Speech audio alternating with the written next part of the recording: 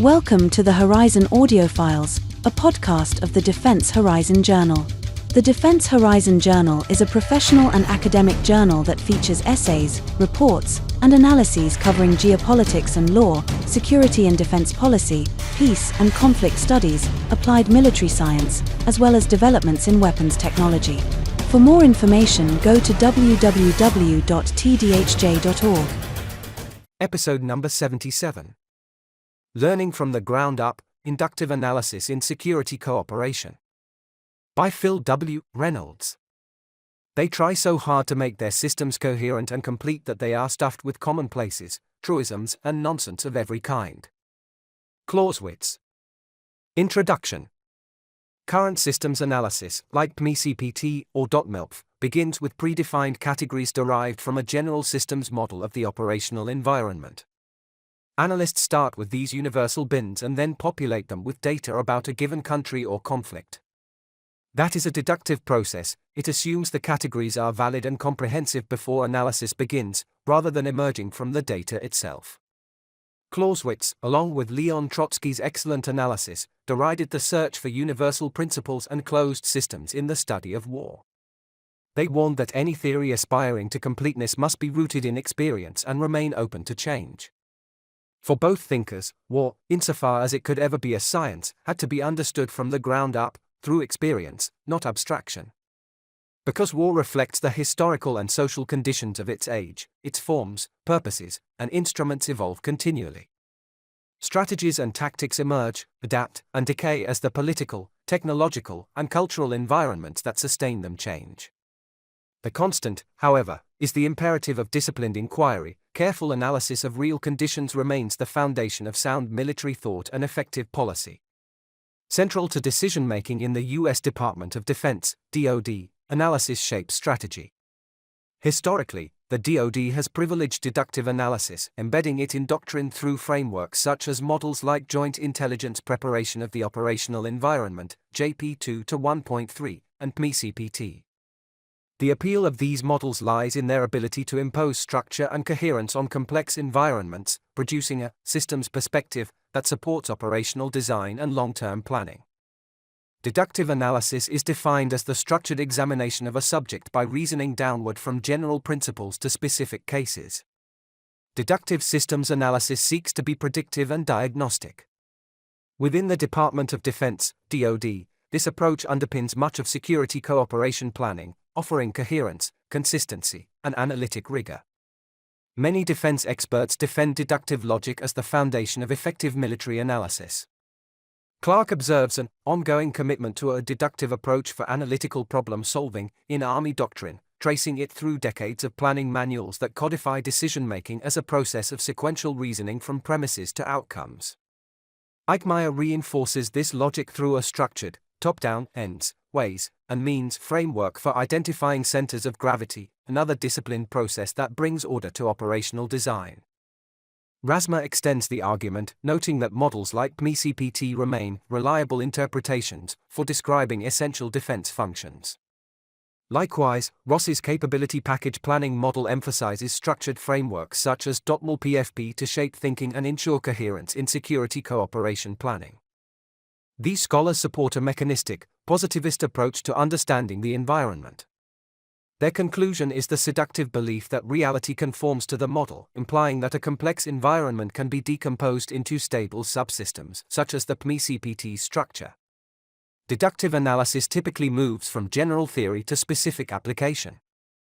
PMESII-PT does exactly that. It's used to predict how environmental variables interact and affect friendly or adversary operations. It's less about discovering new patterns, an inductive aim, and more about fitting observations into an existing model. Campaign planning provides a perfect example of this deductive approach, with commanders prescribing resources such as artillery, armor, air, and maneuver forces, along with doctrinal templates for rupturing defenses, exploiting seams, and annihilating enemy formations. The enemy order of battle, detailing unit types, strengths, dispositions, command nodes, and support elements, provides a baseline for targeting and sequencing, allowing planners to map objectives to specific enemy vulnerabilities and synchronize effects across domains and operational tempo. However, deductive frameworks frequently misalign with the fluid realities of fragile or politically fragmented environments. Analysts often simplify complexity to make models manageable, privileging easily measurable variables while overlooking intangibles such as legitimacy, morale, or informal authority networks. Deductive models can obscure early warning signs of failure, since implementers remain focused on validating predefined outputs rather than adapting to emerging dynamics. Assumptions of rational actors, linear causality, and functional institutions frequently fail in fragile states, producing technically sound but strategically irrelevant outcomes. In the context of security cooperation, deductive analysis has been used to evaluate partner capacity, identify gaps, and prescribe interventions. Analysts employ structured frameworks, country assessments, and risk analyses to map partner force capabilities relative to U.S. objectives. This approach offers transparency, accountability, and comparability across cases. However, while deductive reasoning ensures consistency, its reliance on top-down assumptions creates vulnerabilities when applied rigidly in dynamic, fragile, or neo-patrimonial environments. The challenges of oversimplification, dynamism, causation, cognitive bias, and method bias can distort assessments and misalign interventions. As Clausewitz and Trotsky warned, systems that promise coherence often mistake their internal logic for reality itself. Security cooperation analysis runs a similar risk when its frameworks, like PMESII-PT or DOTMLPF-P, become ends in themselves rather than guides derived from observation. Recognizing these limitations, security cooperation planning must move beyond top-down imposed analysis and emphasize inductive approaches. These methods begin with specific observations and build upward to general insight. Inductive reasoning is adaptive, empirically grounded, and context-sensitive. It privileges what is observable, variables like unit performance, community behavior, and informal authority. Induction mirrors the lived experience of operators and partners, who navigate fluid, uncertain realities rather than applying abstract deductive models. An inductive example would begin with analysts or advisors conducting security studies within a village, observing daily routines, kinship networks, patterns of reciprocity, and sources of informal authority. Rather than testing predetermined hypotheses, they record how social norms shape cooperation, conflict, and local security dynamics. Through participant observation and open-ended dialogue, analysts identify causal mechanisms like trust, legitimacy, and grievance that formal models overlook. These grounded insights then inform planning upward, producing adaptive interventions tailored to the cultural and political contours of the environment rather than imposed abstractions. Oversimplification. To make systems manageable, analysts often simplify complex realities by reducing variables or ignoring external influences. This can lead to models that do not reflect the full scope of real-world dynamics. In many cases, particularly in defense or humanitarian contexts, reliable data may be incomplete, classified, or unavailable. These data limitations make it difficult to model partner sentiment accurately when planning security cooperation. Another challenge is assumption sensitivity. Assumptions about adversary or partner behavior and timelines that may not match future realities, such as prolonged counterinsurgency campaigns rather than short, high-intensity wars. This drives a tendency to focus on variables that are easy to measure, called quantification bias, while ignoring intangible factors like political will, morale, or cultural context, which can be critically important in national security. When assumptions fail, systems optimized for those scenarios may underperform or create strategic risk. The U.S. experience in South Vietnam illustrates this problem vividly.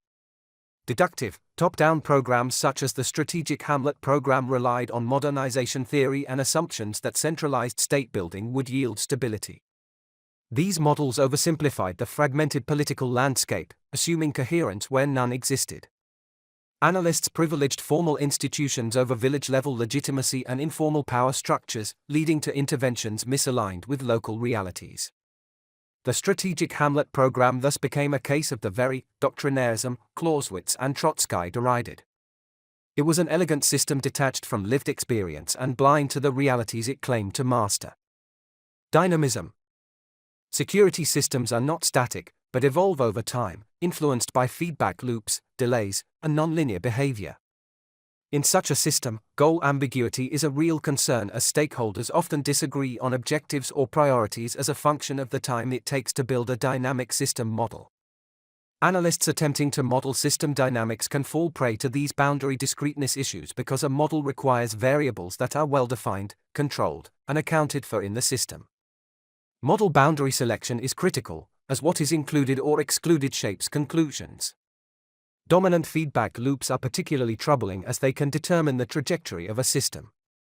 Dominant feedback loops, such as donor preferences, can greatly influence analysis in negative ways. For instance, changes in a variable like foreign aid might have unintended, time-lagged effects on governance, security, or public perception. These second- and third-order effects are notoriously hard to capture.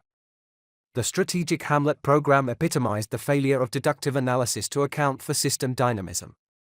Conceived from modernization theory and U.S. counterinsurgency doctrine, it assumed that pacification could be sequenced in linear stages like clear, hold, and build, thus yielding cumulative stability. Planners used static variables, such as the number of hamlets fortified or populations relocated, as indicators of success. In reality, the social system evolved faster than the model, as hamlets were built, population displacement, shifting Viet Cong taxation networks, and changing local loyalties produced constant feedback that the deductive framework could not absorb. Villages classified as secure one quarter often collapsed the next, as coercive resettlement inflamed resentment and insurgents adapted their tactics. By treating social legitimacy as a fixed input rather than a dynamic variable, the program's metrics misread adaptation on the ground. This is a good demonstration of how deductive rigidity collapsed under a nonlinear, evolving system. Causation. Clausewitz condemned the belief that war, or analysis of war, can be captured in a closed system. Causation was his muse. Causation is a particularly tricky phenomenon in security cooperation. In analysis, causation goes beyond a connection between two variables. It attempts to understand the activities behind the connection. In simple terms, causation means that one thing makes another thing happen. In research and analysis, identifying causation is critical but also difficult. Unlike correlation, which only indicates a relationship between two variables, they move together. Causality refers to the process of explaining why events unfold as they do, recognizing multiple interacting influences rather than linear cause and effect chains. Explanation is about constructing meaning by identifying patterns of influence and interaction that make sense of outcomes, rather than proving singular deterministic causes. For example, a country receiving extensive security assistance might show declining levels of violence. However, this does not necessarily mean the assistance caused the reduction. Both may be correlated because a third factor, such as a political settlement or improved governance, created conditions favorable for peace and also made the country a more attractive candidate for assistance. Mistaking correlation for causation could lead to overestimating the impact of security cooperation programs. The principle of non-spuriousness, that the relationship between two variables is not due to some other variable, is a measurement precision issue. Analysis takes multiple iterations with the subject over time. Isolating variables in security cooperation is often impossible, making determinations of non-interference questionable at best. In practice, especially in complex systems like national security or public policy, causation is rarely simple or singular. Multiple interacting causes often lead to an outcome, and feedback loops can further complicate the causal chain. For example, the African Union mission in Somalia, AMISM, exemplified the risks of deductive analysis when applied without sufficient empirical grounding. The strategic assumption that degrading Al-Shabaab would erode its legitimacy and that standardized training would build cohesion reflected flawed causal logic. Planners mistook correlation, more training, for causation, improved governance, while ignoring the clan-based fragmentation that determined real outcomes. At the tactical level, some troop-contributing countries adapted based on field experience, reflecting latent inductive learning.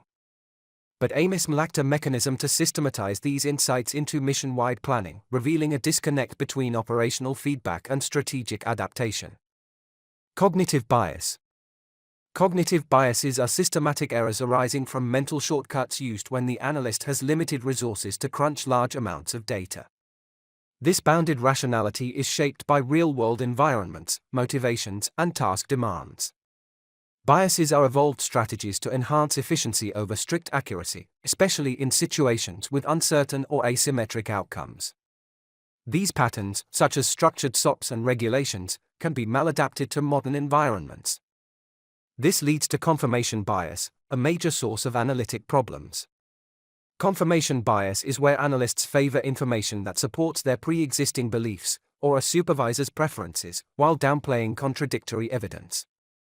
This bias belief is the tendency to favor believable conclusions, and it intensifies with problem complexity. As logical tasks become more complex, people rely more on intuitive judgments than on formal logic. Their findings support dual-process theories, where cognitive limits lead individuals to favor belief-based reasoning under increased cognitive load. In deductive analysis, the oversaturation of variables leads analysts to choose simpler courses of action. Another issue in analysis is error management bias, which refers to systematic cognitive tendencies that evolve to minimize the costliest type of error in uncertain situations.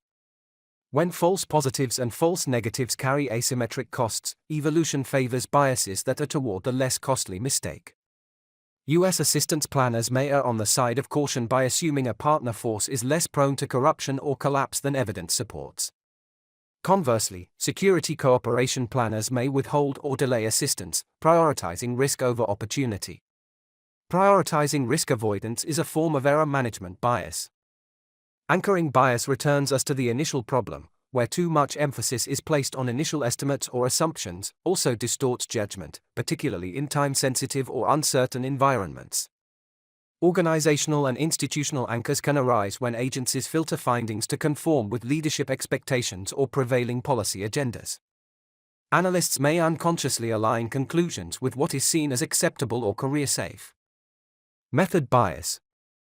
Bias in analysis refers to systematic distortions in how information is gathered, interpreted, or presented, leading to inaccurate or misleading conclusions.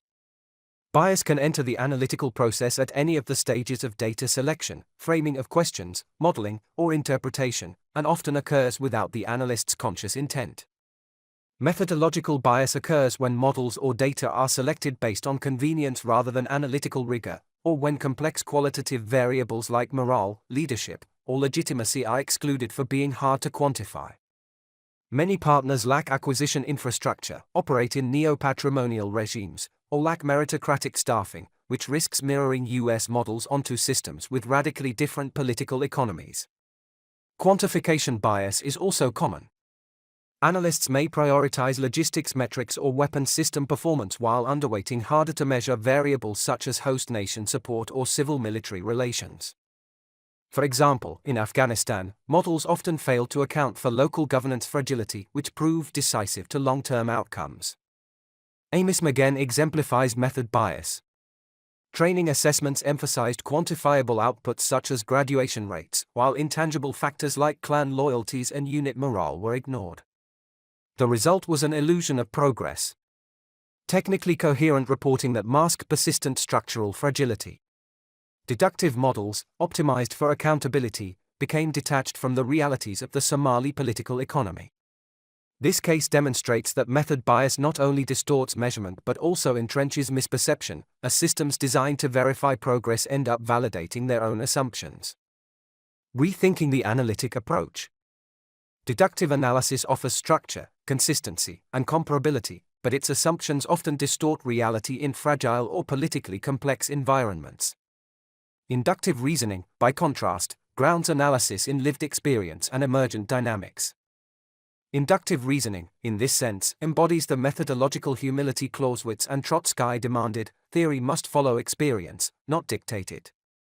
In qualitative research parlance, an inductive analysis begins with the empirical grounding of direct observation of behaviors, actors, and contexts rather than the imposition of an a priori theoretical framework. In the counterinsurgency arena, the Combined Action Program, CAP, in Vietnam provides a vivid example. Small squads of U.S. Marines lived full-time in Vietnamese hamlets, trained and fought alongside local popular forces and engaged daily with villagers. Marines lived among the population, conducted joint patrols, and helped administer civic action programs tailored to each village's specific context, building legitimacy, morale, and trust rather than relying on abstract force ratios. By virtue of their proximity, CAP units uncovered and acted upon mechanisms of legitimacy, local morale, village perceptions of security, and informal authority linkages. These phenomena evaded more conventional models that emphasized external metrics or top-down institutional constructs. Accordingly, CAP's orientation mirrors an inductive analytic logic: observe first, let meaning emerge, then generalize upward. Inductive approaches emphasize contextual sensitivity, which is cultural and political embeddedness, treating context as constitutive of outcomes rather than as background noise. Some doctrines like mission command, empowering the lowest level possible to decide and act on new information, is a tacit admission that top-down planning lacks sensitivity. Field immersion enables analysts to recognize how clan structures, neo-patrimonial exchange, or kinship networks shape partner performance. These insights are often invisible to top-down assessments. The AMISM experience, for instance, demonstrated that training metrics obscured the centrality of clan cohesion and local legitimacy. Induction fosters adaptive learning via iterative adjustments. Because it prioritizes observation and feedback, it allows analysts to refine programs as realities evolve. Village stability operations in Afghanistan demonstrated this strength. Special forces teams learned through continuous engagement, adapting security arrangements to shifting tribal alliances and grievances rather than adhering to rigid, state-centric templates. This is because continuous field observation mitigates bias as emerging evidence disrupts analytic path dependency. Inductive processes reduce confirmation and quantification bias by confronting planners with disconfirming data. Instead of validating assumptions through outputs, analysts reinterpret frameworks through ground truth and structured reflection. Induction enhances local ownership and long-term resilience. Programs co-produced with partners and communities resonate with indigenous norms of authority and reciprocity, producing greater durability than externally imposed designs. By anchoring analysis in observation, context, and feedback, inductive reasoning transforms planning into an adaptive, learning-oriented process that keeps security cooperation aligned with political and human realities. This method privileges responsiveness, adaptability, and empirical grounding. The CAP in Vietnam highlighted induction's strength in capturing causal mechanisms overlooked by deductive models. The Village Stability Operations (VSO) program in Afghanistan demonstrated how inductive reasoning can manage dynamism more effectively.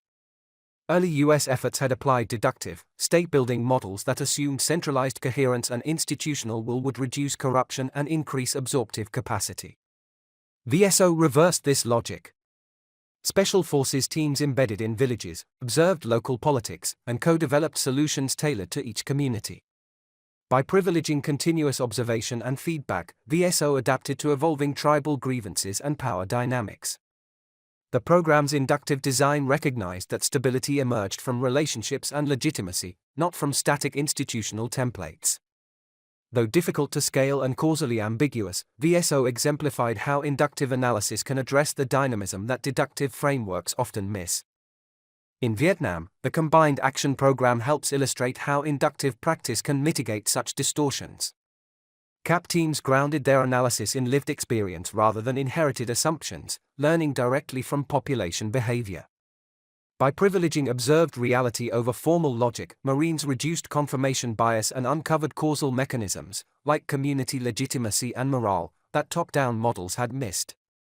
This example demonstrates that proximity to context and iterative feedback can counter cognitive blind spots inherent in distant, deductive systems.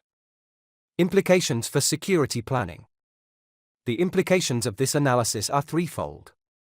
First, deductive security cooperation planning tends to validate its own assumptions rather than interrogate them, reinforcing what might be called pseudo-US capabilities.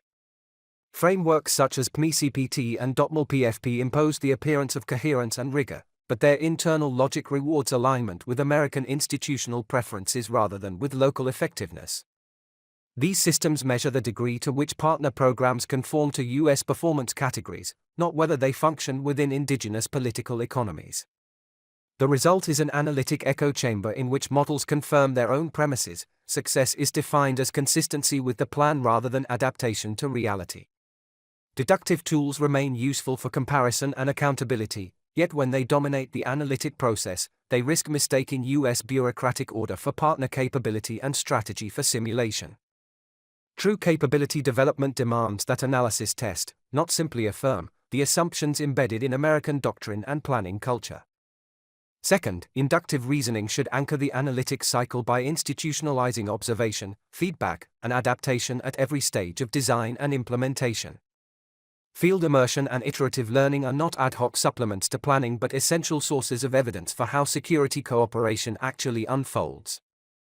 Without this emphasis, Trotsky warned, theory easily outlives its day, because it continues unchanged, while circumstances imperceptibly undergo complete change. Embedding inductive inquiry within the joint planning process and security cooperation implementation framework would transform operational analysis from a predictive exercise into an adaptive learning system. Instead of forcing partners to conform to preset templates, planners would let context and evidence reshape frameworks in real time. Deductive models would still provide discipline by establishing comparability across commands and programs. However, their role would shift from prescribing to testing emergent understanding. Just as important, analysis itself must be taught from first principles, beginning with the basic logic of observation, pattern recognition, and iterative inference. New analysts should learn to build understanding from the ground up, learning to see before they model, to describe before they categorize.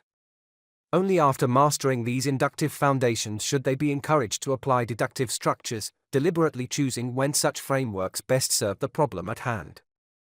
By teaching analysis as an adaptive craft rather than a fixed system, training programs would cultivate judgment, an understanding of when deductive tools enhance and when they distort reality.